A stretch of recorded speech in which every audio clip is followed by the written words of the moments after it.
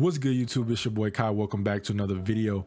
Today we got another Courtside report from 2K on 2K23, and it is something that we could definitely say we all anticipated with the Jordan edition of 2K. The Jordan Challenge has returned, man. So the Jordan Challenge was first implemented in 2K11 for anybody that doesn't know or that's new to the Jordan Challenge, but they have brought it back in NBA 2K23.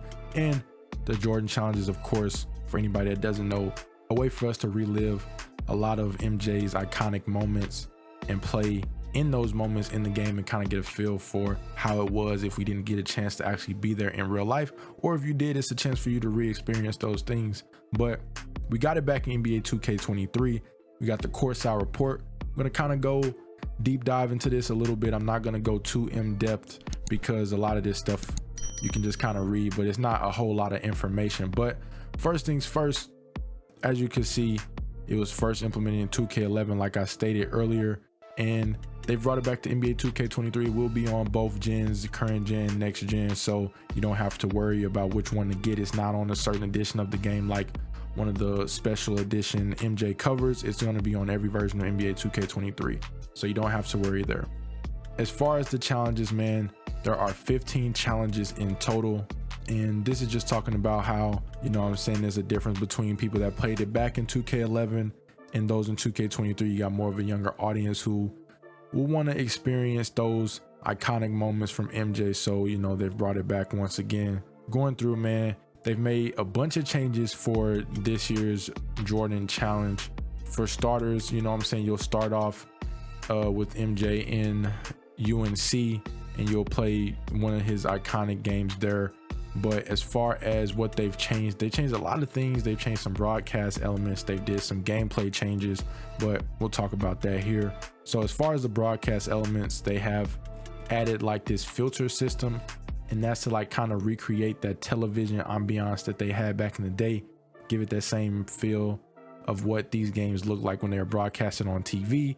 You'll also see some of those elements in, like, you know, the style of how they were broadcasted. You see they got big block letters and not many graphics, so you'll see the progress as you go from the 80s to the 90s, you know, aesthetically for broadcasting. So you'll see that shift a little bit.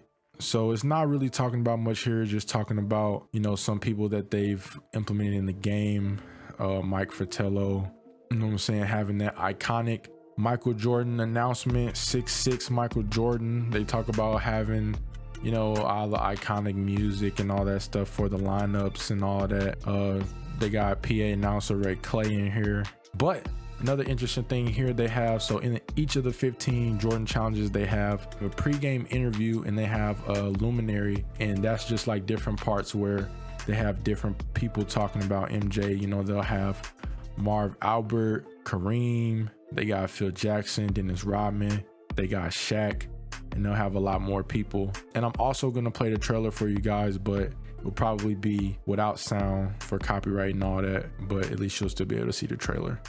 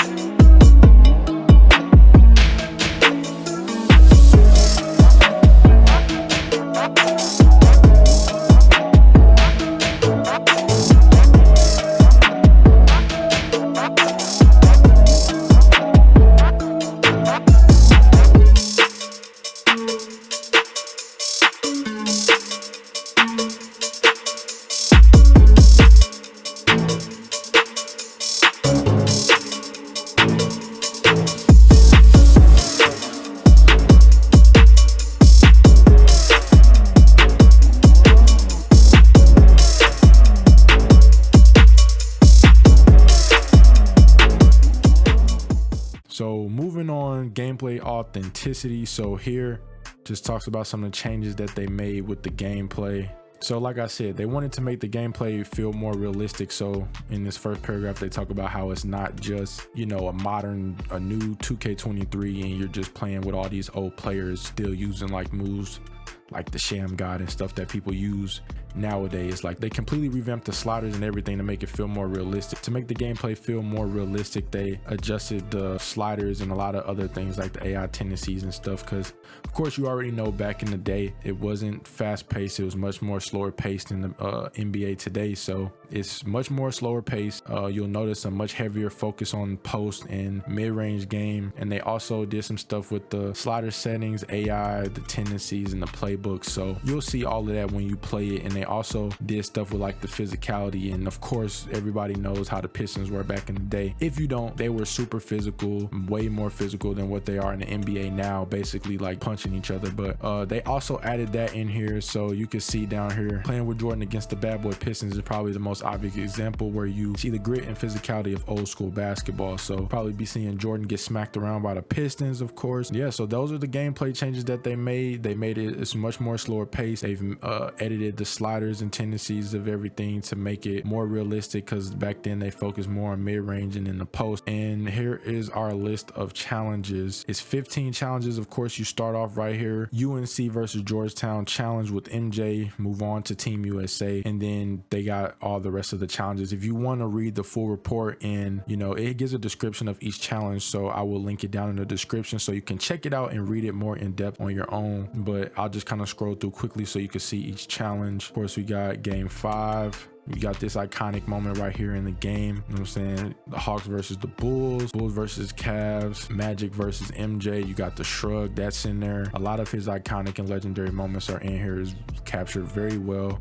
Game 6 versus the Supersonics. Of course, we got the flu game in here, one of my favorite moments. You got Kobe versus MJ, and you got NBA Finals game 6, 1998, his last championship. So those are all the challenges that are in the game, man. It's gonna be fun. You also unlock things for completing the Jordan challenges. I kind of skipped over it. Okay, so for the challenges, 15 challenges, like I said, it offers you 3 goals for you to hit in each challenge, and then completing a goal earns you a star. If you collect 40 stars, you will unlock unique rewards for both my team and my career. So you can earn things like a Michael Jordan UNC jersey. I mean, I'm sure it'll probably be in store for you to buy, but it might not be. You know what I'm saying? That's cool. You get to unlock stuff for my team and my career. So that's pretty much the rundown on the Jordan challenge. I know a lot of people are glad that it is back. If you guys enjoyed the video, be sure to leave a like, comment down below what you think of the Jordan challenge returning in NBA 2K23, and let me know what are some other things you guys expect to see or want to see in NBA 2K23. As always, man, I'll catch you guys with the next video. Be sure to stay safe out here. Peace.